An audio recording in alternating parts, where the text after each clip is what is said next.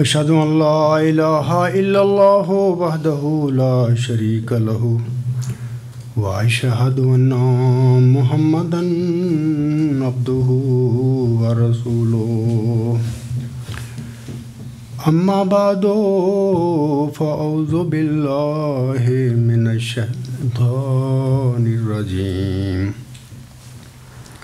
بسم الله الرحمن الرحيم الحمد لله رب العالمين الرحمن الرحيم مالك يوم الدين إياك نعبد وإياك نستعين اهدنا الصراط المستقيم صراط الذين أنعمت عليهم غير المغضوب عليهم ولا الضالين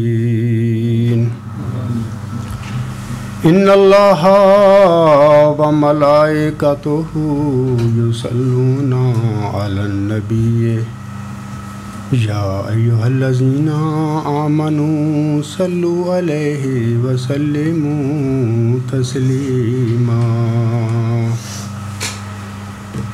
یہ سورۃ احزاب کی 57 نمبر آیت ہے۔ اس آیت میں اللہ تعالیٰ فرماتا ہے کہ اللہ اور اس کے فرشتے نبی پر درود بھیجتے ہیں، اے مومنو تم بھی اس نبی پر درود اور سلامتی بھیجو۔ قرآن پاک کے علاوہ پہلے قرآن کریم سے پہلے 3 مختلف کتابیں مختلف اوقات میں انبیاء پر نازل ہوئی تھیں، اور ان کتابوں میں سے کسی کتاب میں اللہ تعالیٰ نے کسی نبی کے متعلق میں بھی کے بارے میں بھی یہ نہیں فرمایا کہ اللہ اس کے فرشتے اس پر درود بھیجتے ہیں۔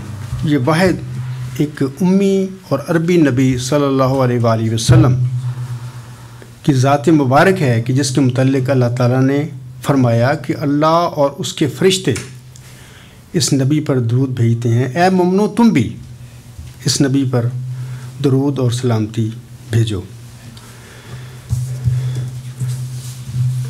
آج میں خطبہ جمعہ میں عاصم کے متعلق چند واقعات بیان کروں گا، لیکن اس سے پہلے کسی شاعر کا ایک شعر ہے پنجابی، میں عاصم کی مدح میں پڑھنا چاہتا ہوں، میرا دل چاہتا ہے میں پڑھوں۔ کوئی شاعر کہتا ہے، سارے نبیاں نالوں اچا ایڈا اچا ہور نہ کائی، آزم انہوں کون گھٹاوے جیدی رب کرے وڈیائی۔ بہرحال یہ خاتم النبیین صلی اللہ علیہ وسلم ایسے نبی تھے، نہ آپ سے پہلے کوئی ایسا نبی دنیا میں مبعوث ہوا، اور نہ آئندہ قیامت تک ہوئی اس زمین پر ایسا نبی مبعوث ہوگا۔ آئندہ اگر آپ کی غلامی اور آپ کی پیروی میں نبی مبعوث بھی ہوں گے تو وہ آپ کی پیروی میں ہوں گے، آپ سے فیض پائیں گے، آپ کی برکت سے حصہ پا کر وہ نبوت کا مقام بھی پائیں گے، تجدید کا مقام بھی پائیں گے، مسیحیت کا مقام بھی پائیں گے، وغیرہ وغیرہ۔ بہرحال آپ کی شان کے برابر کسی نبی کی شان نہ پہلے تھی، نہ کوئی ایسا نبی دنیا میں آ سکتا ہے جس کی شان ہو۔ میں چند باتیں آپ لوگوں کے سامنے عاصم کے بارے میں پڑھ کر سناتا ہوں۔ غتبہ بن عبد السلمی کی روایت ہے کہ ایک آدمی نے اللہ کے رسول صلی اللہ علیہ وآلہ وسلم نے پوچھا، یا رسول اللہ، نبوت کے سلسلے میں آپ کا اولین معاملہ کس طرح ظاہر ہوا؟ آپ صلی اللہ علیہ وآلہ وسلم نے فرمایا، میں بنو سعد بن بکر کے ہاں پرورش پا رہا تھا۔ میں اور میرا رضائی بھائی اپنی بکریوں کی طرف چلے گئے۔ ہمارے پاس کھانے پینے کا سامان نہ تھا، اس لیے میں نے اپنے بھائی سے کہا، جاؤ اور اماں جان سے کھانے کے لیے کچھ لے آؤ۔ میرا بھائی چلا گیا اور میں بکریوں کے پاس ٹھہرا رہا۔ پھر ایسا ہوا کہ 2 سفید گویا وہ 2 ستارے ہوں میرے پاس آئے۔ ان دونوں میں سے ایک نے اپنے ساتھی سے کہا کہ یہ وہی ہیں، یہ دونوں جبرائیل علیہ السلام اور میکائیل علیہ السلام تھے۔ دوسرے نے کہا ہاں۔ اب دونوں میری طرف تیزی سے لپکے انہوں نے مجھے پکڑ لیا اور کمر کے بال لٹا دیا، پھر میرا سینہ چیر دیا اور میرے دل کو نکال کر اسے چیر ڈالا اور اس سے 2 سیاہ لوتھڑے نکالے۔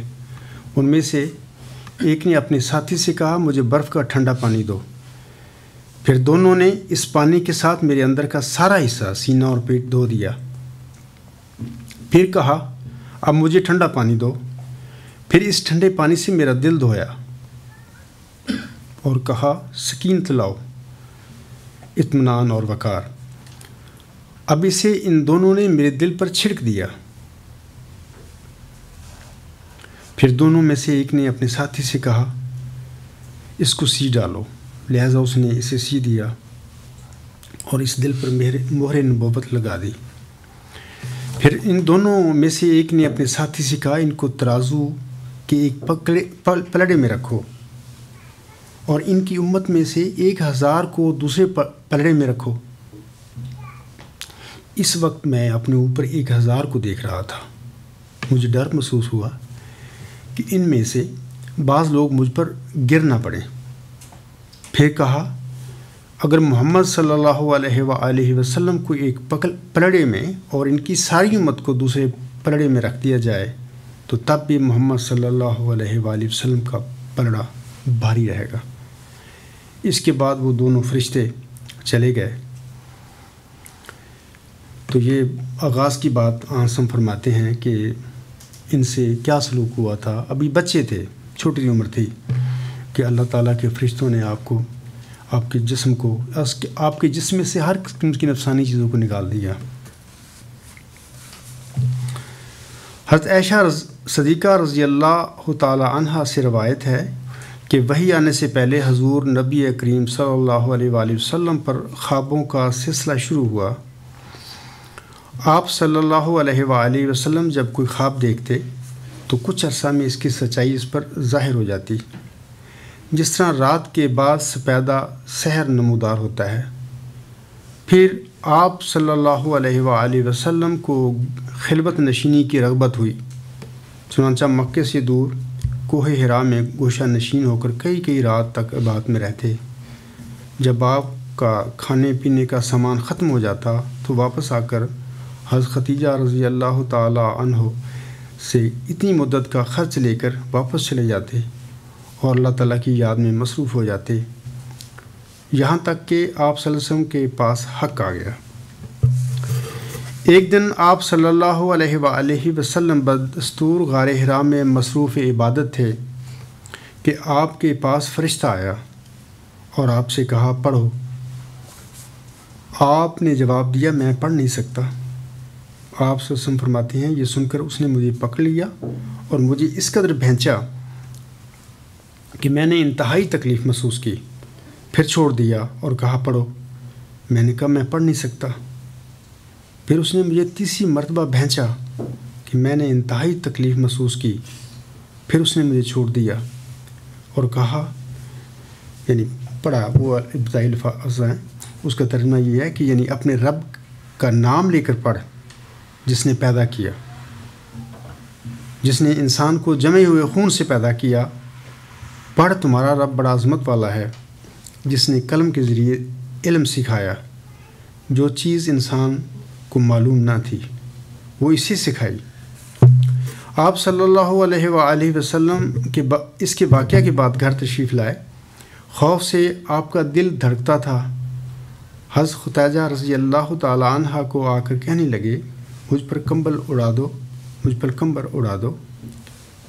ذرا گھبراہٹ دور ہوئی تو فرمانے لگے خدیجہ مجھے کیا ہو گیا ہے؟ پھر انہیں سارا ماجرا سنا دیا اور ساتھ ہی یہ کہا مجھے اپنی جان کا خطرہ پیدا ہو گیا ہے، میں زندہ نہیں بچوں گا۔ حضرت خدیجہ رضی اللہ تعالی عنہ نے ڈھارس بناتے ہوئے کہا نہیں ایسا ہرگز نہیں ہوگا، خوش ہو جائیے، اللہ کریم آپ کو کبھی نقصان نہیں پہنچائے گا۔ آپ صلہ رحمی کرتے ہیں، سچ بولتے ہیں، ناداروں کے بوجھ اٹھاتے ہیں، فقیروں کو اپنی کمائی سے حصہ دیتے ہیں اور ناگہانی مصائب میں مصیبت زدگان کی امداد کرتے ہیں۔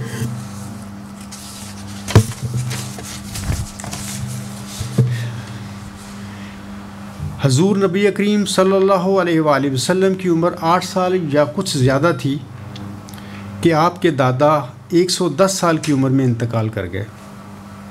آپ کے چچا ابو طالب آپ کے سرپرست بنے۔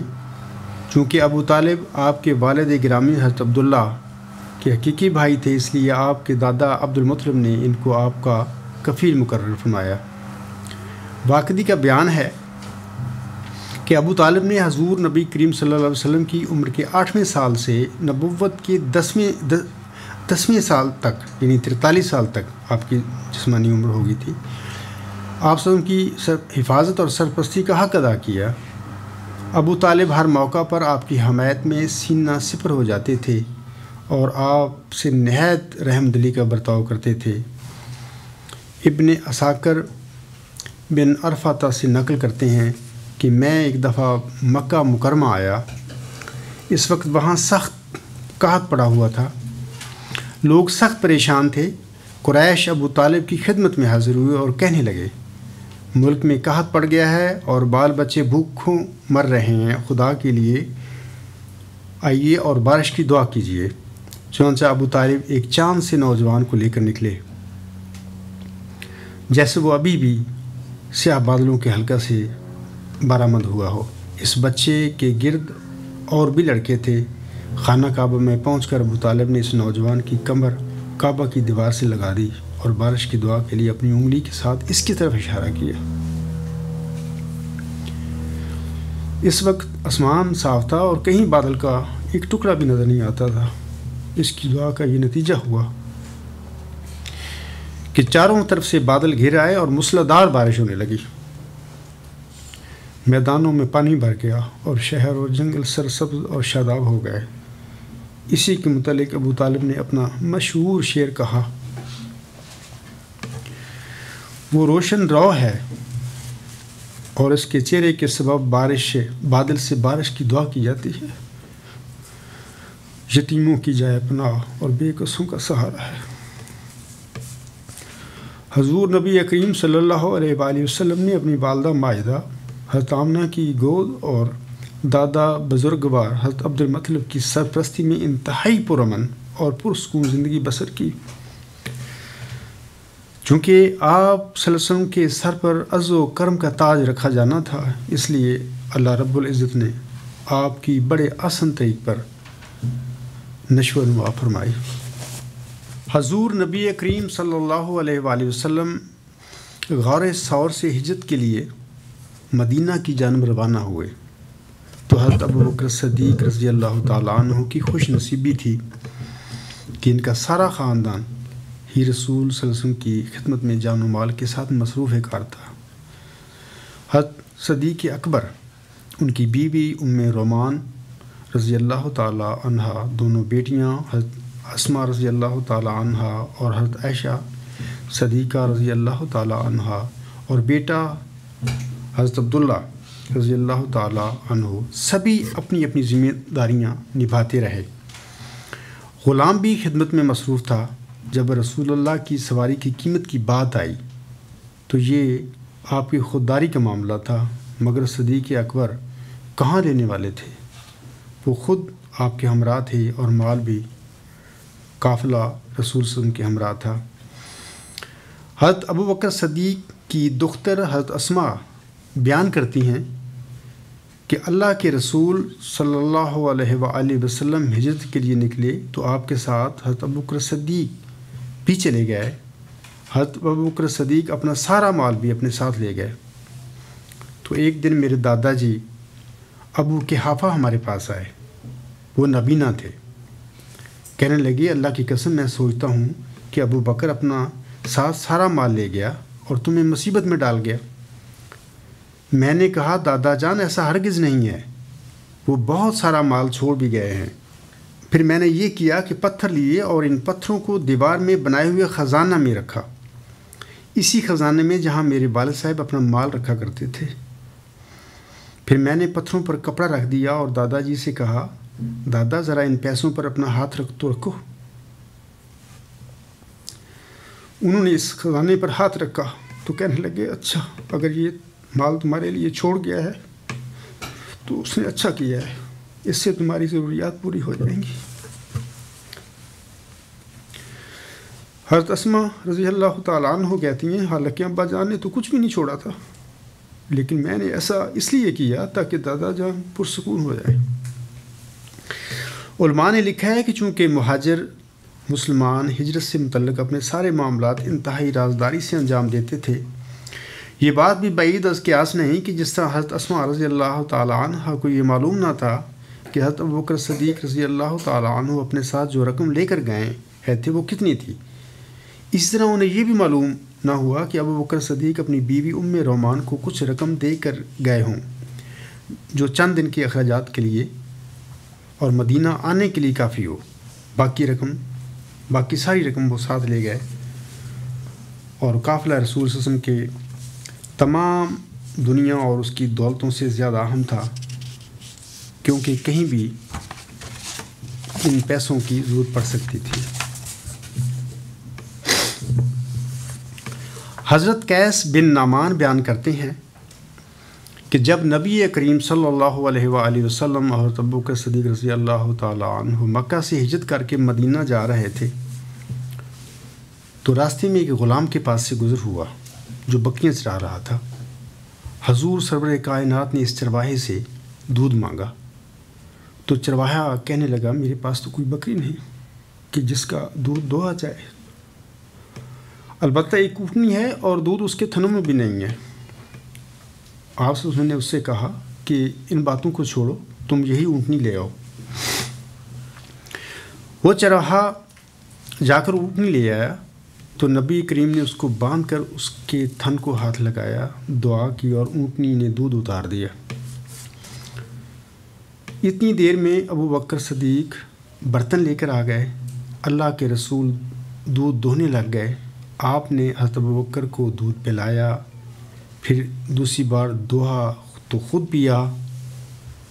یہ دیکھ کر چرواہے سے رہا نہ گیا، وہ بول اٹھا، آپ کو اللہ کی قسم بتائیں آپ کون ہیں؟ میں نے آپ جیسا بندہ زندگی میں کبھی نہیں دیکھا۔ حضور صلی اللہ علیہ وسلم نے فرمایا، میں اللہ کا رسول محمد ہوں صلی اللہ علیہ وآلہ وسلم۔ چرواہے نے کہا، کیا آپ وہی ہیں جن کے بارے میں قریشی کہتے ہیں کہ وہ دین سے پھرا ہوا ہے؟ حضور صلی اللہ علیہ وآلہ وسلم نے فرمایا، ہاں وہ ایسا کہتے ہیں۔ چرواہے نے کہا، میں گواہی دیتا ہوں کہ آپ نبی ہیں اور اس بات کی بھی شہادت دیتا ہوں کہ جو پیغام آپ لے کر آئے ہیں وہ بھی برحق ہے، کیونکہ آپ نے یہ جو کیا وہ سوائے نبی کے کوئی نہیں کر سکتا۔ اب میں آپ کا پیروکار ہوں۔ حضور نبی کریم صلی اللہ علیہ وسلم نے چرواہے سے کہا کہ موجودہ حالات میں میری پیروی تیری بس کی بات نہیں، جب تجھے معلوم ہو جائے کہ میں غالب آ گیا ہوں تو تم میرے پاس آ جانا۔ یعنی ایک چرواہے کو اس کی ہمت اور استطاعت کے مطابق ارشاد فرما دیا کہ ٹھیک ہے، مگر ابھی انتظار کر، ہمیں قوت پکڑ لینے دے کہ تب تیرے لیے اسلام کا اعلانیہ اظہار کوئی مسئلہ نہیں رہے گا بلکہ یہ باعث عزت ہوگا۔ بہرحال یہ چرواہا جو تھا یہ بھی بڑا خوش قسمت انسان تھا جس کو ایک ایسا نبی سے ملنے کا اللہ تعالیٰ نے موقع دیا اور اس کی پر ایمان لانے کا بھی اس کو موقع ملا۔ حضرت عبداللہ بن عباس رضی اللہ تعالیٰ عنہ اور حضرت عائشہ صدیقہ رضی اللہ تعالیٰ عنہ سے روایت ہے کہ رسول اللہ صلی اللہ علیہ وآلہ وسلم نے فرمایا کہ جس رات مجھے معراج کے لیے لے جایا گیا اس کی صبح کے وقت میں مکہ مکرمہ میں بیٹھا اپنے متعلق سوچ رہا تھا اور سمجھ رہا تھا کہ میری قوم والے میری بات کو جھٹلائیں گے۔ ایک جگہ الگ تھلگ غمگین بیٹھا تھا، اتنے میں اس طرف سے ابو جہل کا گزر ہوا۔ مذاق کے لہجے میں اس نے کہا کیسے بیٹھے ہو؟ کوئی نئی چیز حاصل کی ہے؟ حضور نبی اکرم صلی اللہ علیہ وسلم نے فرمایا ہاں مجھے آج رات لے جایا گیا تھا۔ ابو جہل نے کہا ہاں۔ رسول اللہ صلی اللہ علیہ وسلم نے فرمایا ابو جہل نے کہا کہاں؟ رسول اللہ صلی اللہ علیہ وسلم نے فرمایا بیت المقدس کو۔ ابو جہل نے کہا پھر آپ تو ہمارے پاس موجود ہیں۔ رسول اللہ نے فرمایا ہاں۔ کہنے لگا آپ نے جو بات میرے سامنے بیان کی ہے اپنی قوم والوں کے سامنے بیان کرو۔ اپنی قوم والوں کے سامنے بیان کرو گی؟ حضور صلی اللہ علیہ وسلم نے فرمایا ہاں۔ ابو جہل نے پکار کر کہا اے گروہ کعب بن لوئی یہاں آؤ۔ اس کی آواز پر لوگ ٹوٹ پڑے اور رسول اللہ صلی اللہ علیہ وآلہ وسلم اور ابو جہل کے پاس پہنچے۔ ابو جہل بولا اب آپ نے جو کچھ مجھے بیان کیا ہے اپنی قوم کے سامنے بھی بیان کرو۔ حضور نے سب کے سامنے فرمایا ہاں مجھے آج رات لے جایا گیا۔ لوگوں نے پوچھا کہاں؟ فرمایا بیت المقدس کو۔ لوگوں نے کہا پھر صبح کو ہمارے سامنے ہیں۔ فرمایا ہاں۔ یہ سنتے ہی لوگ مذاق سے تالیاں بجانے لگ گئے۔ کچھ لوگوں نے تعجب سے سر پکڑ لیا اور کچھ لوگ جو ایمان لا چکے تھے اور حضور کی نبوت کی تصدیق کر چکے تھے اسلام سے پھر گئے۔ ایک مشرک دوڑا دوڑا حضرت ابوبکر صدیق رضی اللہ تعالیٰ عنہ کے پاس پہنچا اور کہنے لگا اب آپ کا اپنے ساتھی کے متعلق کیا خیال ہے؟ وہ تو کہہ رہے ہیں کہ رات مجھے بیت المقدس لے جایا گیا۔ حضرت ابوبکر صدیق رضی اللہ تعالیٰ عنہ نے فرمایا کیا انہوں نے ایسا کہا ہے؟ لوگوں نے کہا ہاں۔ حضرت ابوبکر صدیق رضی اللہ تعالیٰ عنہ نے فرمایا اگر انہوں نے یہ ایسا کہا ہے تو سچ کہا ہے۔ لوگوں نے کہا کیا آپ اس بات کی تصدیق کرتے ہیں کہ وہ ایک ہی رات میں بیت المقدس کو چلے بھی گئے ہوں اور صبح سے پہلے آ بھی گئے ہوں؟ حضرت ابوبکر صدیق رضی اللہ تعالیٰ عنہ نے فرمایا میں تو ان کی اس سے بھی بڑی بات کی تصدیق کرتا ہوں کہ ان کے پاس جو صبح شام آسمان سے خبریں آتی ہیں تو ان کی بھی تصدیق کرتا ہوں۔ حضرت ابوبکر صدیق کو اس لیے کہا جانے لگا کہ آپ رضی اللہ تعالیٰ عنہ نے بعد بلا تعمل معراج کی تصدیق کر دی اور رسول اللہ صلی اللہ علیہ وسلم کی نبوت کو بھی آپ رضی اللہ تعالیٰ عنہ نے بلا تعمل مان لیا تھا۔ زمانہ جاہلیت سے حضرت حکیم بن حزام حضور صلی اللہ علیہ وآلہ وسلم کو بہت محبوب رکھتے تھے۔ بعثت کے بعد آپ نے انہیں اسلام قبول کرنے کو کہا لیکن انہوں نے انکار کر دیا۔ ایک دن حکیم نے ایک قیمتی حلہ خدمت اقدس میں پیش کیا تو آپ نے فرمایا ہم مشکین سے ہدیہ نہیں لیتے، اگر آپ چاہیں تو قیمت ادا کر کے ہم یہ حلہ لے سکتے ہیں۔ حکیم بن حزام ناکام واپس گئے۔ فتح مکہ کے وقت جب حضور صلی اللہ علیہ وسلم مکہ معظمہ کے قریب پہنچنے لگے تو آپ نے حضرت عبداللہ بن عباس سے فرمایا کہ مجھے حکیم کا شرک میں مبتلا رہنا سخت ناگوار ہے۔ میری تمنا ہے کہ وہ مسلمان ہو جائیں، اور ان کے ساتھ 3 اور آدمیوں کے بھی نام لیے۔ اللہ تعالیٰ کے پاک رسول نے ایک تمنا کی تھی، رد کیسے ہو سکتی تھی؟ حکیم کا سینہ ایمان کے لیے کھول دیا گیا اور دیکھنے والوں نے دیکھا کہ حکیم بن حزام رضی اللہ تعالیٰ عنہ کا ہاتھ سرور کونین صلی اللہ علیہ وسلم کے ہاتھ میں ہے، زبان پر کلمہ جاری اور آنکھوں سے سیل اشک رواں ہے۔ تاہم حکیم بن حزام کی روح نے جب سے حلاوت ایمانی کا مزہ چکھا تھا وہ اکثر تاخیر سے مسلمان ہونے پر افسوس کیا کرتے تھے۔ فتح مکہ کے بعد غزوہ حنین پیش آیا تو حکیم بن حزام کو جوہر شہادت دکھانے کا موقع ملا۔ سابقہ کوتاہی کی تلافی تو بھلا کیا کرتے، تاہم کسی قدر دل کی آرزو نکل گئی۔ ایک مرتبہ حضرت حکیم مالی مشکلات سے دوچار ہو گئے۔ جب کوئی صورت نظر نہ آئی تو دربار گہرے بار نبوت میں حاضر ہوئے، مشکلات بیان کی تو آپ صلی اللہ علیہ وآلہ وسلم نے مال زکوٰۃ سے ان کی امداد فرما دی۔ لیکن کچھ دنوں بعد پھر وہی صورتحال پیش آئی، پھر حاضر ہوئے اور امداد کا سوال کیا۔ آپ صلی اللہ علیہ وسلم نے پھر کچھ رقم عطا فرمائی، لیکن ساتھ ہی ارشاد فرمایا حکیم یہ مال لبھانے والا اور بڑی شیریں چیز ہے، جو شخص اسے استغنا کے ساتھ حاصل کرتا ہے اس کے لیے اس میں برکت ہوتی ہے، اور جو اسی کی طاق میں لگا رہتا ہے اور اس مال کو طمع کے ساتھ حاصل کرتا ہے اس کے لیے اس میں برکت نہیں ہوتی۔ یاد رکھو کہ دینے والا ہاتھ لینے والے ہاتھ سے افضل ہوتا ہے۔ زبان نبوت سے یہ ارشادات صادر ہو رہے تھے اور حکیم کی دل کی گہرائیوں میں اترتے چلے جا رہے تھے۔ ارشادات ختم ہوئے تو حکیم نے عرض کیا حضور صلی اللہ علیہ وسلم اب آج کے بعد میں کسی کو کچھ دینے کی تکلیف نہ دوں گا۔ اس کے بعد ساری زندگی کسی نے حکیم کو کسی سے کچھ لیتے ہوئے نہ دیکھا۔ ایک شخص نے حضرت عائشہ صدیقہ رضی اللہ تعالیٰ عنہ سے دریافت کیا کہ حضور صلی اللہ علیہ وآلہ وسلم کے اخلاق کیا تھے؟ جواب ملا تم نے قرآن نہیں پڑھا؟ جو قرآن میں الفاظ کی صورت میں ہے وہی حامل قرآن کی سیرت میں بصورت عمل موجود ہے۔ حضور نے جب تک کسی عمل کو کمال کی آخری منزل تک نہ پہنچا لیا اس وقت تک امت کو اس عمل کا حکم نہ دیا۔ اگر غریبوں مسکینوں کی مدد کا حکم دیا تو پہلے اپنا گھر اللہ کی راہ میں لٹا دیا، خود بھوکے رہے، دوسروں کو کھلایا، قاتلوں اور دشمنوں کو معاف کرنے کا حکم دیا تو پہلے خود اپنے دشمنوں اور قاتلوں کو معاف کیا۔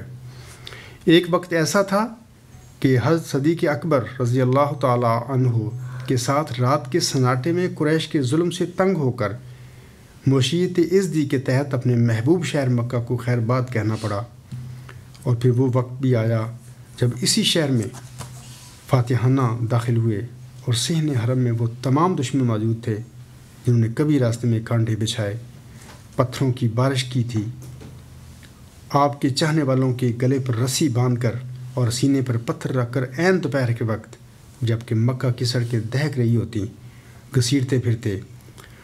آج وہ ظالم حاضر ہیں، سر جھکائے شکست خوردہ اپنی قسمت کے فیصلے کے منتظر ہیں۔ سوال ہوا اہل مکہ تم مجھ سے کس سلوک کی توقع رکھتے ہو؟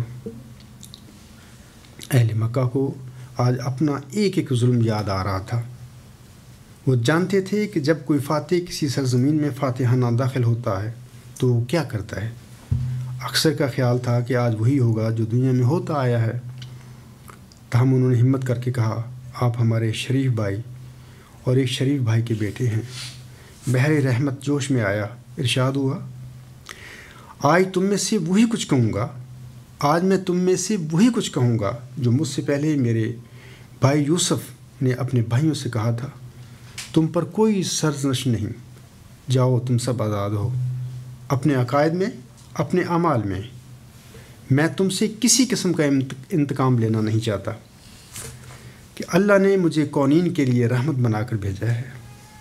تاریخ کے کان میں جب یہ آواز گونجی تو تاریخ بھی ٹھٹک کر رہ گئی کہ آج تک اس نے یہ منظر دیکھا نہ تھا کہ کسی فاتح کی زبان سے اس قسم کے الفاظ ادا ہوئے تھے۔ فاتحین کی داستانیں کھنگال کر دیکھ لیجئے۔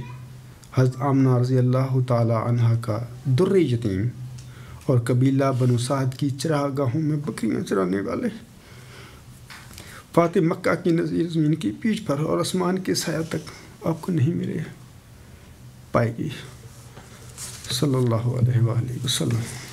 یہ تو چند واقعات میں ہمارے سیدنا حضرت محمد مصطفیٰ صلی اللہ علیہ وسلم کے متعلق میں بیان کیے ہیں آپ کے سامنے۔ اب میں چند واقعات آپ کے عظیم غلام حضرت مہدی مسیح موعود علیہ السلام کے متعلق میں آپ کے سامنے بیان کروں گا۔ یہ ایسا عظیم غلام تھا کہ اپنے آقا کی پیروی میں کبھی لکھتا ہوں، اپنے مضامین میں لکھا ہے، میں آج بھی کہتا ہوں کہ اپنے آقا صلی اللہ علیہ وسلم کی پیروی میں اس قدر آگے بڑھ گیا کہ آپ صلی اللہ علیہ وسلم سے پہلے نبیوں سے بھی آگے نکل گیا۔ یہ ایک عظیم اور خوش نصیب غلام تھا اور جس کا نام نامی تھا حضرت مرزا غلام احمد علیہ السلام۔ میں حضرت بانی سلسلہ احمدیہ کے روزمرہ اخلاق پر چند باتیں عرض کرتا ہوں۔ یہ الفاظ ایسے ہیں جو اپنوں اور غیروں کے منہ سے بے سختہ نکلے تھے۔ آپ میں پہاڑوں جیسا صبر و تحمل تھا۔ خدا تعالیٰ کی طرف سے آنے والے ماموروں کی سچائی کی ایک علامت یہ ہوتی ہے کہ انہیں اللہ تعالیٰ حسین اخلاق کا مرکب بنا دیتا ہے۔ وہ خدا تعالیٰ کے الہام کی روشنی میں چلتے پھرتے ہیں اور ان کی زندگی اپنوں اور غیروں کے لیے پرکشش، پاک و مطہر نمونہ بن جاتی ہے۔ ان کی شدید سے شدید مخالفت ہوتی ہے، لیکن یہ دامن صبر نہیں چھوڑتے اور اس پہلو سے بھی دشمن کو گھائل کرتے ہیں۔ سیدنا حضرت مسیح موعود علیہ الصلوۃ والسلام کو بھی اللہ تعالیٰ نے پہاڑوں جیسا صبر و تحمل عطا فرمایا تھا۔ آپ نسیم دعوت روحانی خزائن جلد 19 صفحہ 364 میں فرماتے ہیں، ہر ایک گالی کا نرمی سے جواب دو تا آسمان پر تمہارے لیے اجر لکھا جائے۔ اسی طرح اپنے منظوم کلام میں ایک دفعہ فرمایا، گالیاں سن کر دعا دو، پا کے دکھ آرام دو، کبر کی عادت جو دیکھو تم دکھاؤ انکسار۔ آپ علیہ السلام فرماتے ہیں، میں اپنے نفس پر اتنا قابو رکھتا ہوں اور اللہ تعالیٰ نے میرے نفس کو ایسا مسلمان بنایا ہے کہ اگر کوئی شخص 1 سال بھر میرے سامنے میرے نفس کو گندی سے گندی گالی دیتا رہے، آخر وہی شرمندہ ہوگا اور اسے اقرار کرنا پڑے گا کہ وہ میرے پاؤں جگہ سے اکھاڑ نہ سکا۔ ایک دفعہ کا ذکر ہے کہ ایک مولوی صاحب، عجیب واقعہ میں آپ کو پڑھ کے سننے لگا ہوں، مخالفوں کی حالات کیا ہوتے ہیں، یہ لوگ کیا کرتے ہیں جب حق اور سچ ان کے پاس آ جاتا ہے تو وہ لوگ جو نفس ثانی خواہشوں کے پیروکار ہوتے ہیں، اس حق کو اور سچ کو دیکھ کر پھر وہ کیا ہاتھ پاؤں مارتے ہیں اور کیسے ترلے کرتے پھرتے ہیں اس بندے کے سامنے اور کیسی کیسی عجیب باتیں کہتے ہیں، تو انسان کا ذہن بھی اور دل بھی پریشان سا ہو جاتا ہے بھی یہ لوگ کیا کرتے ہیں۔ اس قسم کا یہ واقعہ جو میں پڑھنے لگا ہوں۔ ایک دفعہ کا ذکر ہے کہ ایک مولوی صاحب قادیان آئے اور حضور سے بحث کرنے لگے۔ وفات و حیات مسیح پر گفتگو تھی۔ جب مولوی صاحب عاجز آ گئے تو حضور نے پوچھا، بتائیے کہ کیا آپ سمجھ گئے ہیں؟ اس نے کہا، ہاں میں سمجھ گیا ہوں کہ آپ دجال ہیں، نعوذ باللہ۔ دجال کی صفت یہ ہے کہ وہ دوسروں کے منہ بند کر دے گا۔ اس کے بعد حضور اندر تشریف لے گئے۔ اس نے حضور کی خدمت میں ایک رکا بیان بھجوایا کہ میں ضرورت مند ہوں، میری مدد کی جائے۔ حضور نے فوراً انہیں 15 روپے بھجوائے۔ ان مولوی صاحب نے امرتسر جا کر ایک اشتہار شائع کیا جس میں حضور کے حسن اخلاق کا ذکر کیا۔ ایک دفعہ حضور مسجد اقصیٰ قادیان میں تقریر فرما رہے تھے اور جلسے کی وجہ سے کثرت سے احباب موجود تھے کہ اتنے میں ایک عاریہ مسجد میں گھس آیا اور حضور اور آپ کی جماعت کو سخت گندی اور فحش گالیاں دینے لگا، مگر حضور علیہ السلام خاموشی سے سنتے رہے۔ آخر جب اس کی فحش زبانی حد سے گزر گئی اور اسے بار بار نرمی سے سمجھانے کے باوجود وہ اپنی گندہ دہنی اور دشمنان ترازی سے باز نہ آیا تو حضرت اقدس علیہ السلام نے فرمایا کہ اسے نرمی سے پکڑ کر مسجد سے باہر کر دیں، لیکن اسے کچھ نہ کہیں۔ اسی طرح ایک دفعہ ایک شخص قادیان آیا اور مہمان خانے میں ٹھہرا۔ اسے اپنی عبادت اور زہد پر بڑا ناز تھا اور الہام کا بھی مدعی تھا۔ اتفاق سے اس کا لوٹا مہمان خانے میں گم ہو گیا۔ ظہر کے وقت حضرت اقدس علیہ السلام مسجد میں تشریف لائے تو اس نے شکایت کی کہ میرا لوٹا گم ہو گیا ہے۔ حضور نے فرمایا کہ انہیں فوراً نیا لوٹا خرید کر دے دیا جائے، لیکن نامعلوم اس خشک مزاج زاہد کو کس قدر غصہ چڑھا ہوا تھا کہ اس سے اس کی تسلی نہ ہوئی اور وہ آپ کے ساتھ گستاخانہ کلام کرتا رہا۔ حضور بڑے اطمینان سے بیٹھے سن رہے تھے۔ جب وہ دم لینے کے لیے چپ ہو جاتا تو آپ جواب میں فرماتے، مجھے بڑا افسوس ہے کہ مہمان خانے کے ملازموں کی غفلت سے آپ کا لوٹا گم ہو گیا، جس سے آپ کو بہت تکلیف ہوئی۔ ابھی آپ کو نیا لوٹا مل جاتا ہے۔ لیکن وہ بد اخلاق شخص پھر وہ بد زبانی شروع کر دیتا۔ آپ پھر اسی طرح نہایت اطمینان و سکون سے اس کی گالیاں سنتے دیر تک یہ سلسلہ جاری رہا، یہاں تک کہ نماز باجماعت نے یہ سلسلہ ختم کیا۔ لیکن فریضہ نماز ادا کرنے کے بعد جب حضور اقدس علیہ السلام اندر تشریف لے جانے لگے تو اس شخص نے پیچھے سے آ کر آپ کا کوٹ پکڑ لیا۔ آپ نے منہ پھیر کر دیکھا تو اس نے آپ کو مخاطب کر کے کہا، سن، مجھے خدا نے بتایا ہے کہ تو بہت جلد طاعون سے ہلاک ہو جائے گا۔ حضرت اقدس نے اس کے جواب میں کچھ نہ کہا اور خاموشی سے اندر تشریف لے گئے۔ اس آدمی کو نیا لوٹا خرید کر دیا گیا اور وہ قادیان سے چلا گیا، لیکن خدا کی شان کہ وہ اپنے گاؤں میں جو ضلع فیروز پور میں تھا پہنچتے ہی طاعون سے ہلاک ہو گیا۔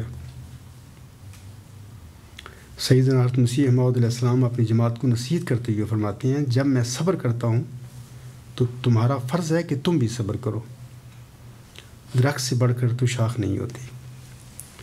بہرحال یہ باتیں میں حضرت صلی اللہ علیہ وآلہ وسلم کے عظیم غلام حضرت مہدی و مسیح موعود علیہ السلام کی سیرت کے متعلق آپ لوگوں کو پڑھ کے سنائی ہیں۔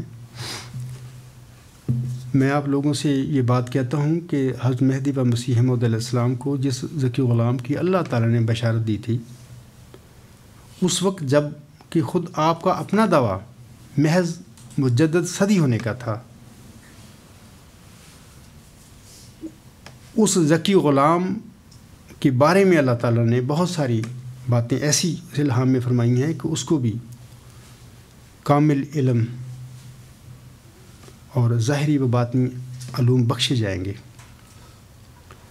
اور پھر حضور علیہ السلام نے اپنے ایک رسالہ تجلیات الہیہ میں فرمایا ہے، یہ ایک پیشگوئی ہے آئندہ زمانے کے لیے۔ آپ فرماتے ہیں کہ میری فرقہ کے لوگ علم اور معرفت میں اس قدر کمال حاصل کریں گے کہ وہ اپنی سچائی کے نور اور دلائل اور نشانے کے روح سے سب کا منہ بند کر دیں گے۔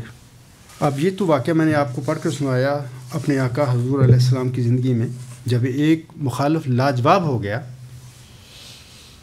وفات اور حیات مسیح کے مسئلے کے بارے میں، اور وہ جواب دینے لگا کہ مطلب کہ یہ میرا لاجواب ہونا یا آپ کا مجھے لاجواب کر دینا اس کی بات کی نشانی ہے کہ آپ دجال ہیں، نعوذ باللہ۔ آج حضور علیہ السلام کا غلام اس دنیا میں کھڑا ہے، اور میں یقین رکھتا ہوں کہ انشاءاللہ تعالیٰ کوئی بھی علم اور عرفان کے معاملے میں میرے سامنے آئے تو حضور علیہ السلام کی یہ پیشگوئی سچ ثابت ہوگی روز روشن کی طرح، اور پھر میں دیکھوں گا کہ یہ لوگ میرے بارے میں کیا فتویٰ دیتے ہیں۔ میں اسی بات پہ خطبہ جمعہ ختم کرتا ہوں۔ وآخر دعوانا ان الحمد للہ رب العالمین۔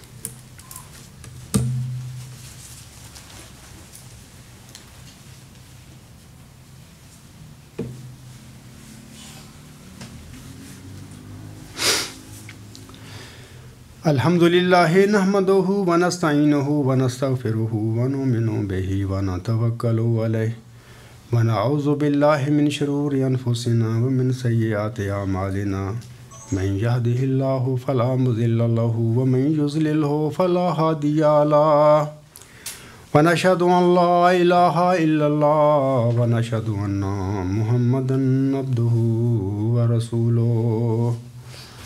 عباد اللہ رحمکم اللہ، ان اللہ یأمر بالعدل والإحسان وإیتاء ذی القربى وینہی عن الفحشاء والمنکر والبغی یعظکم لعلکم تذکرون۔